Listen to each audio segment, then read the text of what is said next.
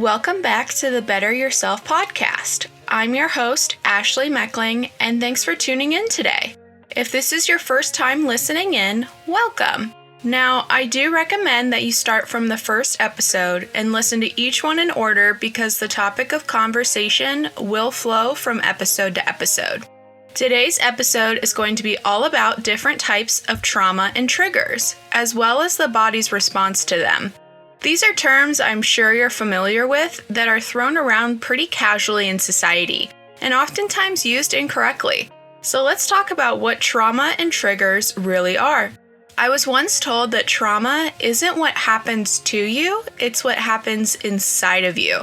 And that left me feeling pretty intrigued, because trauma really is a physical response, both in the traumatic event that is occurring to you, as well as your body's physical response to it. But unfortunately, trauma is something that can linger in the body and be reactivated by triggers. Now, the textbook definition of a trigger is a stimulus that contributes to an unwanted emotional or behavioral response. It can cause a whole long list of symptoms such as feeling scared, angry, or irritated, cause increased heart rate, anxiety, shallow breathing, nausea, sweating from a rush of heat, trembling, flashbacks, tension, the inability to think straight, and outbursts. Wow, that was a lot of possible symptoms. Triggers can come in a multitude of different forms from each of your 5 senses. You can be triggered from something you see, or maybe something you hear, or even something you smell, catching you by surprise and sending your body into a physical response. But by learning what may trigger your body, you can better plan out your day and your day-to-day life in order to avoid certain triggers and better maintain a calm mental health. For example, if you're in a car accident while sitting in the passenger seat of the car and are then triggered afterwards at the thought of riding in someone else's car again, leaving you with anxiety, maybe feeling extremely uncomfortable, learn to control the situation where you can always be the one driving, and by sharing this anxiety with your friends and family, they can help support you in your need to be the one who is always driving the car. Now, one thing to avoid when you're feeling triggered is what we call the PIG cycle, P-I-G, which stands for Problem of Immediate Gratification. This means when you become triggered or anxious, you try to avoid it, which provides a short-term relief, but it kicks back up again. But let me tell you guys a secret. Avoiding your mental health never works. It will continue to come back up again and again, no matter how hard you try to suppress it. So you may as well face it head on, which I know can seem terrifying, but in the end, that's how you heal. I have personally spent many years avoiding my anxiety that formed from various traumas as well as triggers, but it eventually ended up exploding after suppressing it for so long, and unfortunately it exploded while I was at my job, which really did not help matters, but it stopped me from being able to ignore my anxieties anymore. Now, I know it's extremely difficult to face your fears, but I'm here to tell you that you can do it, just like I did. Now, there are a couple different types of reactions to trauma. The first is the re-experiencing of the trauma, which can consist of things like nightmares, flashbacks, distressing thoughts, and emotional distress. This is one that I personally still deal with on a day-to-day basis, but it gets much better over time, and with the right help, you can control it and eventually let it go.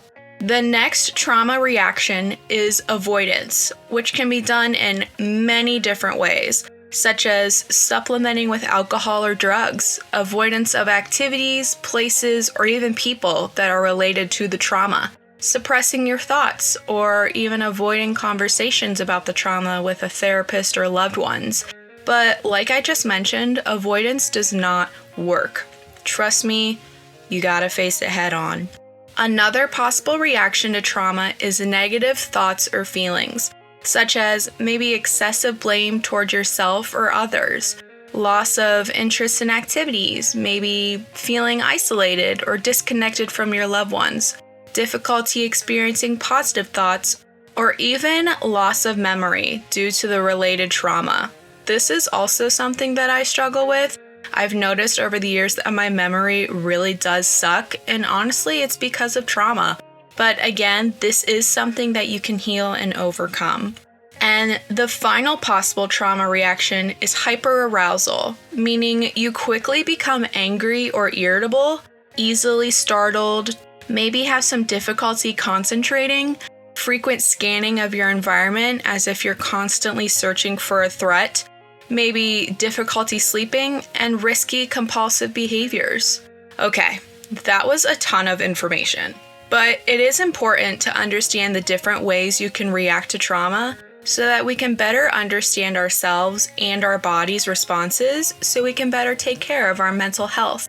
Now, in terms of the body's physical response, when you are triggered, the physical responses you feel are a result from fight, flight, or freeze, which I will give you more detail about in our next episode, but as a quick overview, the fight response is when your body feels it needs to fight its way out of a traumatic event, whereas the flight response is when your body feels it needs to run away from a traumatic event. And finally, the freeze response. This is when your body feels the threat is so great that it cannot fight or run away from the problem, and so the body freezes and shuts down completely. Now, that's all fine and dandy until we're out at lunch with our friends and a certain sound or smell triggers us, causing us to go into fight, flight, or freeze when there's not actually a threat occurring. This is where anxiety comes into play, but like I said earlier, we'll dive deep into that later. Now, I've personally experienced my own trauma in many different ways and events, and have experienced each of the fight, flight, and freeze bodily responses. But with the help of my friends and family, as well as a psychiatrist and psychologist, I'm on the journey of healing, and you can start that journey too. So I know it's scary and it's hard, but it's worth it because you deserve to actually enjoy living this life and not just surviving it. So to conclude this episode, I'm going to give you a helpful technique to use in your next triggering or anxious situation. It doesn't have a specific name, so I'm going to call it the rubber band technique. It's something I practice daily and found it very helpful. Start by placing a rubber band on your wrist. It doesn't matter which one.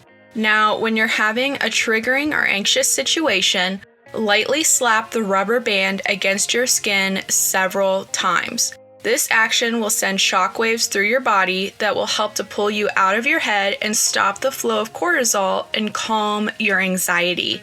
Use this technique to reground yourself and take back control over your mind and thoughts. It's a simple technique, but a very powerful one. Practice this method later today so you can use it in your next anxious or triggering situation. It's helpful if you can keep a rubber band on at all times, that way it's there whenever you need it. And don't forget, you can always call 988, which is the National Suicide and Crisis Prevention Hotline, if you're ever having a mental health situation and need to speak to someone immediately. Thank you for listening to today's episode. I hope you found it helpful and educational and enjoyed it as much as I did. Don't forget to listen into next week's episode on Thursday, as well as my music that I have released on Spotify, Apple Music, and YouTube. Also, feel free to give this podcast a follow on Instagram, X, Facebook, or Threads at Better Yourself Podcast. I hope you guys have a great day. See you guys later.